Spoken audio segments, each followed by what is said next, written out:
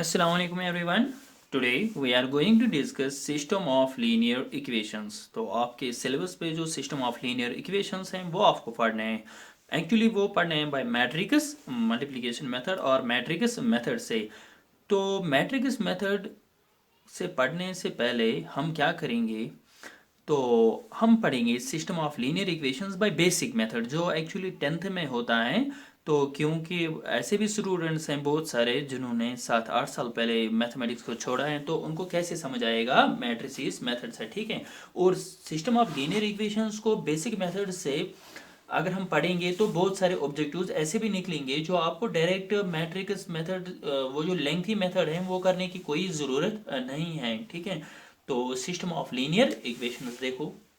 Equations तो आपको पता है, इक्वेशन मीन्स ऐसी क्वांटिटीज ऐसे बीच में इक्वल टू होगा, मतलब इनको बोलते हैं left hand side and right hand side, ये क्या होंगे आपस में बराबर, इनको बोलते हैं इक्वेशन, ठीक है. तो केमिस्ट्री में भी होता है इक्वेशन, ठीक है ना, रिएक्शन केमिकल इक्वेशन, तो जिसमें इक्वल टू होगा मतलब दोनों साइड्स बराबर होंगे. और लीनियर किसको बोलते हैं, देखो अगर हम यहाँ पे एक इक्वेशन लिखेंगे 4x plus 2y is equal to 4, तो अगर 4x plus 2y is equal to 4 है, देखो ये एक इक्वेशन है, ठीक है ना.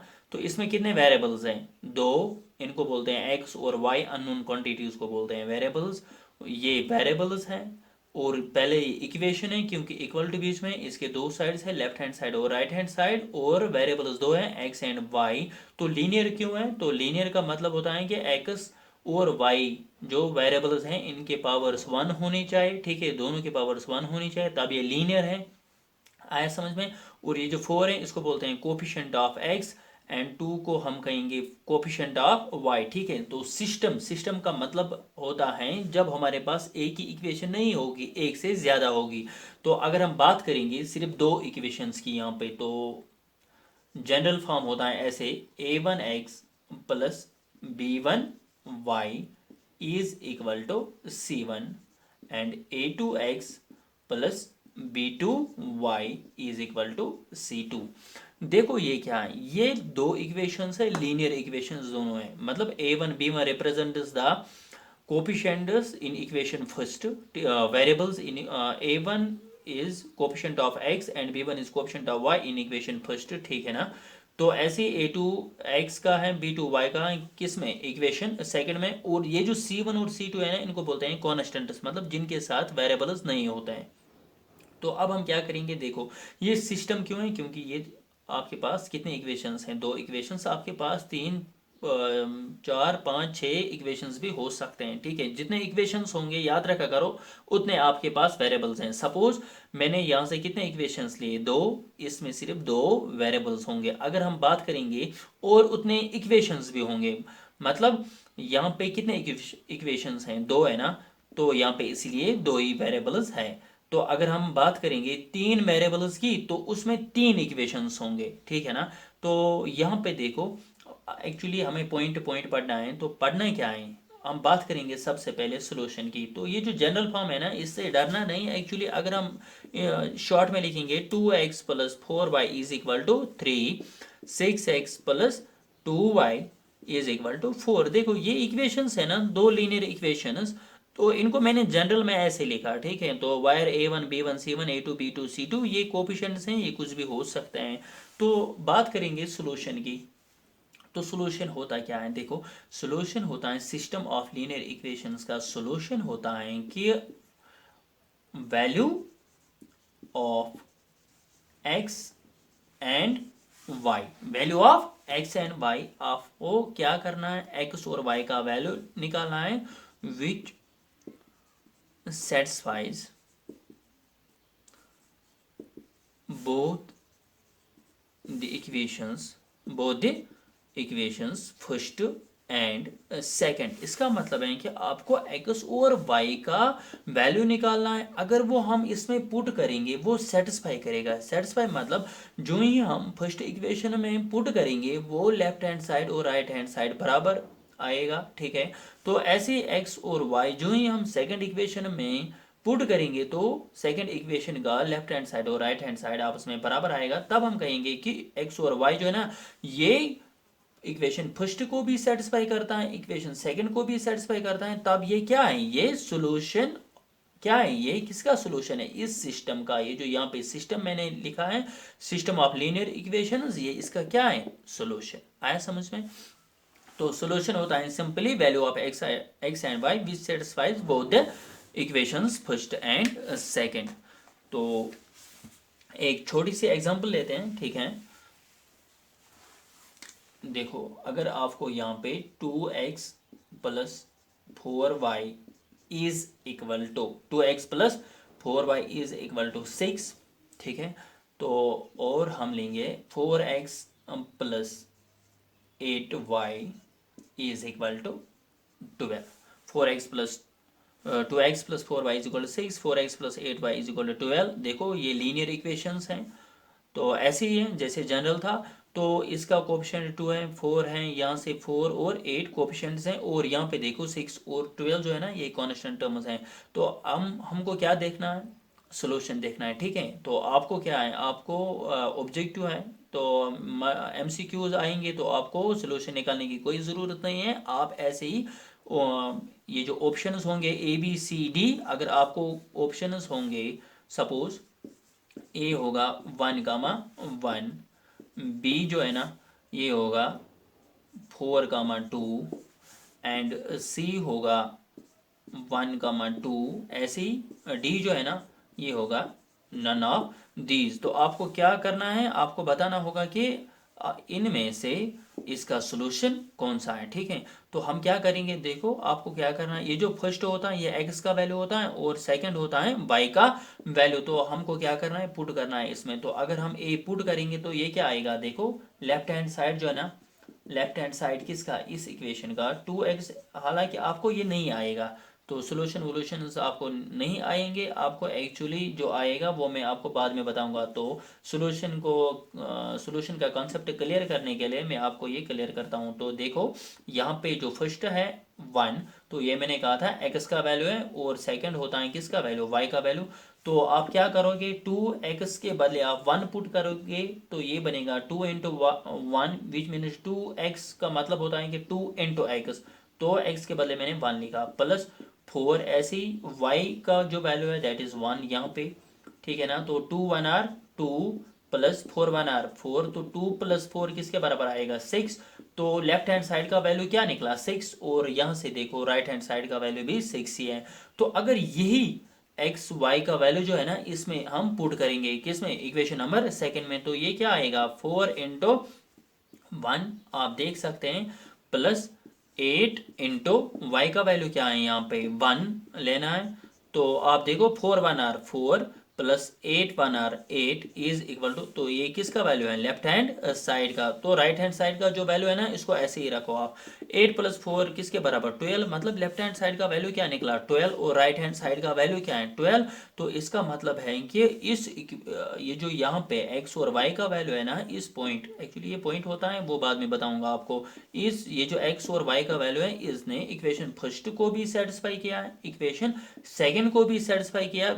हम कह सकते हैं कि जो 1 1 है ना, ये इस सिस्टम का क्या है, सोल्यूशन है। आया समझ में? तो ऐसे ही आप बाकी चेक कर सकते हैं, आप बाकी चेक करने की ज़रूरत नहीं है। तो ये होता है सिस्टम ऑफ लीनियर इक्वेशंस। बहुत सारों को पता होगा, याद होगा, और आधे स्टूडेंट्स इसमें मैथमेटिक्स में भी हैं, तो आधों को होता है 12th तक मैथमेटिक्स, तो छोड़ो, जिनको नहीं पता था उनको मैंने बताया। तो अब हम सॉल्यूशन की बात करते हैं। ये जो सिस्टम ऑफ लीनियर इक्वेशंस हैं, ये 3 टाइप्स के हो सकते हैं। कितने, 3 टाइप्स। देखो, जब भी हमारे पास लीनियर इक्वेशन इन 2 वेरिएबल्स होंगे, तो बात करेंगे यही जो हमारे पास थी, a1x plus b1y is equal to c1, a2x plus b2y is equal to c2। अब आपको समझ आया कि सोल्यूशन होता क्या है, ऐसे वैल्यू जो दोनों इक्वेशन को सेटिस्फाई करेगा। देखो, या ये जो सिस्टम ऑफ लीनियर इक्वेशंस है, या सिर्फ एक ही सोल्यूशन होगा?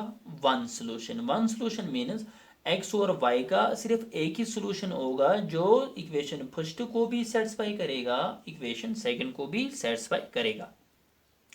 या तो इसके बहुत सारे सॉल्यूशंस होंगे, ठीक है, तो हम कहेंगे मैनी सॉल्यूशंस होंगे। ऐसा भी हो सकता है कि आपके पास जो सिस्टम है, जो अभी हमारे पास 1 1 था, तो ऐसी भी कंडीशन है कि जो भी जितने भी आप वैल्यूज पुट करोगे, जो आपके पास ऑप्शंस होंगे, वो सारे इसको सेटिस्फाई करेंगे, तो हम बताते हैं कि मैनी सॉल्यूशन। या ऐसा भी केस है कि ये जो आपके पास दो इक्वेशंस हैं, इनको सॉल्यूशन नहीं होगा, तो हम कहेंगे नो सॉल्यूशन। तो इस हिसाब से इसके कितने टाइप्स बनते हैं? 3 टाइप्स। आया समझ में? तो इसलिए मैंने कहा कि ये जो सिस्टम ऑफ लीनियर इक्वेशंस हैं, ये 3 टाइप्स का हो सकता है। पहले हम बात करेंगे 2 टाइप्स की। तो 2 टाइप्स विच मीन्स कंफ्यूज नहीं होना, मैंने अभी बताया 3 टाइप्स, तो अब मैंने 2 टाइप्स क्यों लिखा, देखो आपको अभी आएगा समझ। कॉन्सिस्टेंट, ये जो सिस्टम होता है आपके पास, ये होता है कॉन्सिस्टेंट और इनकॉन्सिस्टेंट। अब बात करेंगे कॉन्सिस्टेंट की, मतलब ये जो सिस्टम ऑफ लीनियर इक्वेशंस हैं, इस सिस्टम को हम कब बताएंगे कि ये कौन सा सिस्टम है? कॉन्सिस्टेंट सिस्टम या कॉन्सिस्टेंट लीनियर इक्वेशंस। अगर सिस्टम ऑफ लीनियर इक्वेशंस के पास सॉल्यूशन होगा, आया समझ में, तो हम बताते हैं सिस्टम ऑफ लीनियर इक्वेशंस को क्या? कॉन्सिस्टेंट। ये ऑब्जेक्टिव आ सकता है कि सिस्टम ऑफ लीनियर इक्वेशंस को हम कब बताते हैं कि ये कॉन्सिस्टेंट हैं। ये इनको हम तब बताते हैं कि कॉन्सिस्टेंट हैं जब सिस्टम ऑफ लीनियर इक्वेशंस को सॉल्यूशन होगा। आया समझ में? तो इसके बाद व्हेन सॉल्यूशन एग्जिस्ट, सिंपल याद रखो, सॉल्यूशन एग्जिस्ट्स। अगर सिस्टम ऑफ लीनियर इक्वेशंस को सॉल्यूशन नहीं होगा, सॉल्यूशन नहीं होने का मतलब है कि ऐसा एक्स और वाई का कोई वैल्यू नहीं है जो दोनों इक्वेशंस को सेटिस्फाई करेगा, तो हम क्या बताएंगे? सॉल्यूशन डज नॉट एग्जिस्ट, या आप शॉर्ट में बता सकते हैं कि नो सॉल्यूशन। आया समझ में? तो कितने टाइप्स मैंने बताया? 2 types, one is consistent and the another one is inconsistent. In consistent we have solution exists, ठीक है, simple word solution exists here, and in inconsistent no solution or solution does not exist।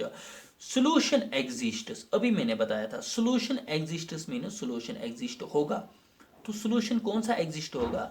या सिर्फ एक solution होगा, one solution, जिसका mathematical नाम है unique solution। जब मैंने पहले मैट्रिसेस स्टार्ट किया था, तब मैंने बताया था कि मैट्रिसेस आए क्यों। एक्चुअली ये आए सिस्टम ऑफ लीनियर इक्वेशंस को सॉल्व करने के लिए। उस वक्त मैंने बताया था कि मैं आपको अच्छे से सिस्टम ऑफ लीनियर इक्वेशंस में पढ़ाऊंगा। देखो ये जो सॉल्यूशन एग्जिस्ट्स हैं, या तो एक ही सॉल्यूशन होगा, अभी मैंने बताया था ना सॉल्यूशन कितने किस्म के होता है? 3 टाइप्स। नंबर 1 इज वन, या तो वन सॉल्यूशन होगा, या मेनी सॉल्यूशंस होंगे, या नो सॉल्यूशन होगा। तो these are the types of solution. तो 3 केसेस हैं कि सॉल्यूशन या तो सिर्फ एक होगा, या तो मेनी सॉल्यूशंस होंगे, या तो नो सॉल्यूशन होगा। तो ये जो सॉल्यूशन एग्जिस्ट, मतलब सॉल्यूशन तो है, तो अगर सिर्फ वन सॉल्यूशन होगा, ठीक है, या सॉल्यूशन एग्जिस्ट्स में आएगा कौन सा? Many solution. तो मेनी सॉल्यूशन भी इसी में आता है। तो mathematically we can say infinitely many solution. आया समझ में? सिंपल याद रखो, सिस्टम ऑफ लीनियर इक्वेशंस के कितने टाइप्स होते हैं? 2 types. Number 1 is consistent. Consistent क्या? जिस सिस्टम का सॉल्यूशन एग्जिस्ट होगा, तो सॉल्यूशन एग्जिस्ट के फिर से 2 टाइप्स होते हैं, या तो सॉल्यूशन सिस्टम का एक ही सॉल्यूशन होगा, या बहुत सारे सॉल्यूशंस होंगे, तो हम कहेंगे infinitely many solution or unique solution. ठीक है, तो अब नंबर 3 केस क्या है? No solution. तो नो सॉल्यूशन का मतलब क्या है कि जब सॉल्यूशन एग्जिस्ट नहीं होगा, तो वो किस में आएगा? इनकॉन्सिस्टेंट में। सिंपल। सिस्टम को हम कब कहेंगे कि ये इनकॉन्सिस्टेंट है? जब सिस्टम का सॉल्यूशन नहीं होगा। आया समझ में? तो मैंने ये जो 3 सॉल्यूशंस हैं, इनको 2 में डिवाइड किया। एक को रखा, दोनों को रखा, दो जो है ना, दो केसेस, इनको रखा मैंने कॉन्सिस्टेंट में, एंड द नंबर थर्ड जो है नो सोल्यूशन, इसको मैंने रखा इनकॉन्सिस्टेंट में। सिंपल, ठीक है। तो अगर आपका एमसीक्यू आएगा कि सिस्टम कब इनकॉन्सिस्टेंट होता है, जब नो सोल्यूशन होगा। सिस्टम कब कॉन्सिस्टेंट होगा, जब solution exist, whether that will be one solution और इनफिनिटली मेनी सोल्यूशन। आया समझ में? तो अब आपको कैसे पता चलेगा कि क्या, अगर आपके पास देखो a1x plus b1y is equal to c1, a2x plus b2y is equal to, मैं बेसिक पढ़ाता हूँ आपको।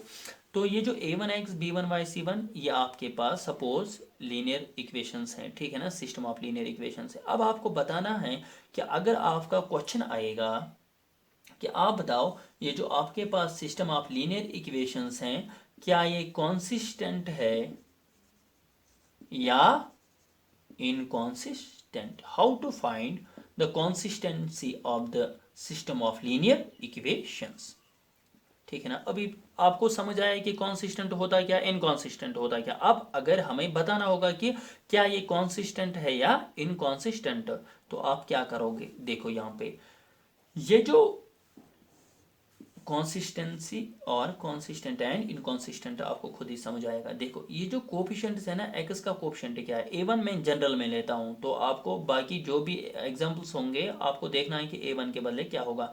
एक्स का कोफिशिएंट क्या है, a2, ठीक है, इनको बोलते हैं कोफिशिएंट्स। यहाँ पे y के कोफिशिएंट्स b1 और b2 हैं, यहाँ पे कांस्टेंट टर्म c1 और c2 है।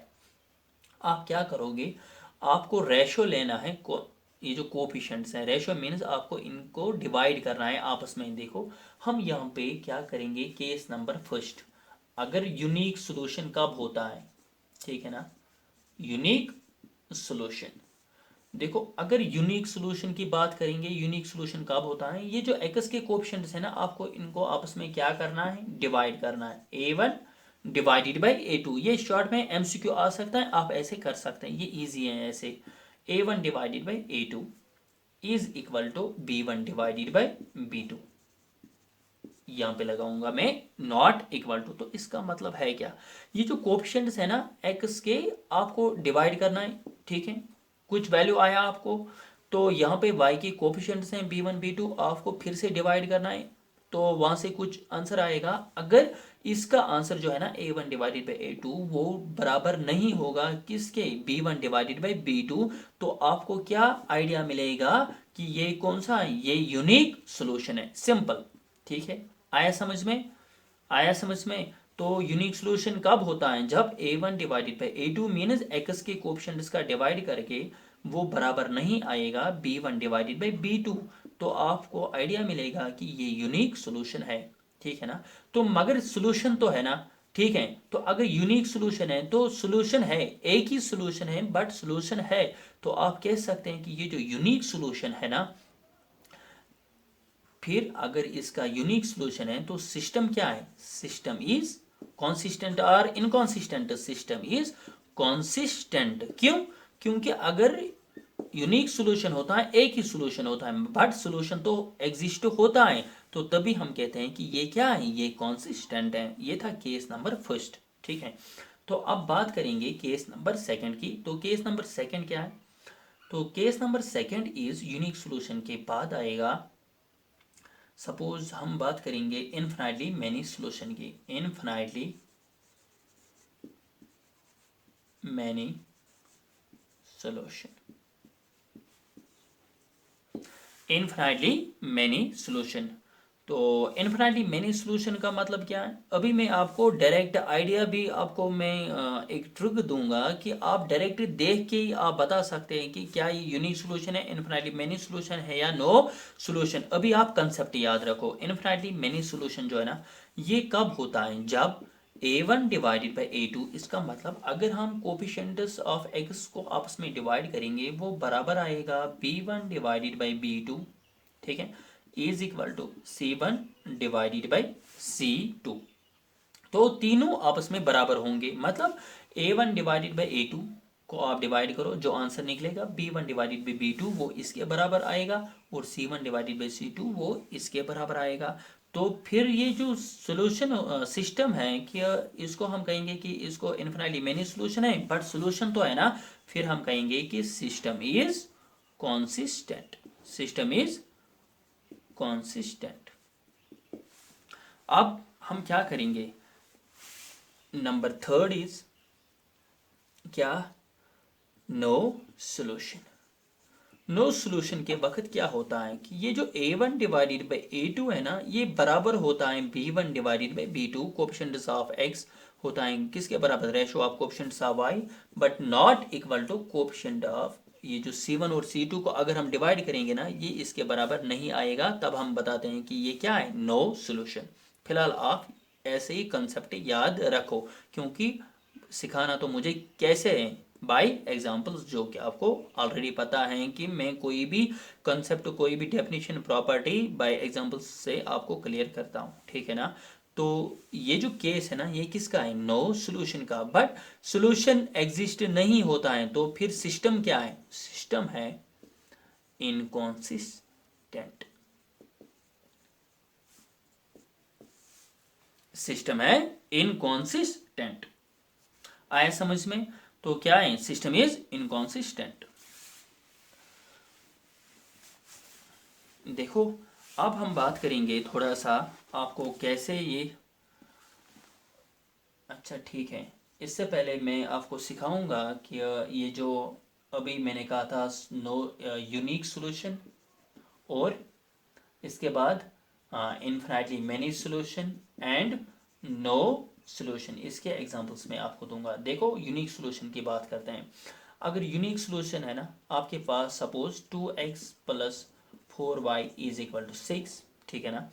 तो इसके बाद x और 1x और 2x प्लस 6x और 8y इज इक्वल टू 3। तो हमें क्या करना है, हमें देखना है कि क्या ये यूनिक सॉल्यूशन है, इनफिनिटली मेनी सॉल्यूशन है, या नो सॉल्यूशन। तो तब आप बता सकते हैं, जब आपको पता होगा यूनिक है, इनफिनिटली नो सॉल्यूशन है, तब आप बता सकते हैं कि क्या ये कॉन्सिस्टेंट है या इनकॉन्सिस्टेंट, और नो नो सॉल्यूशन, ठीक है ना। या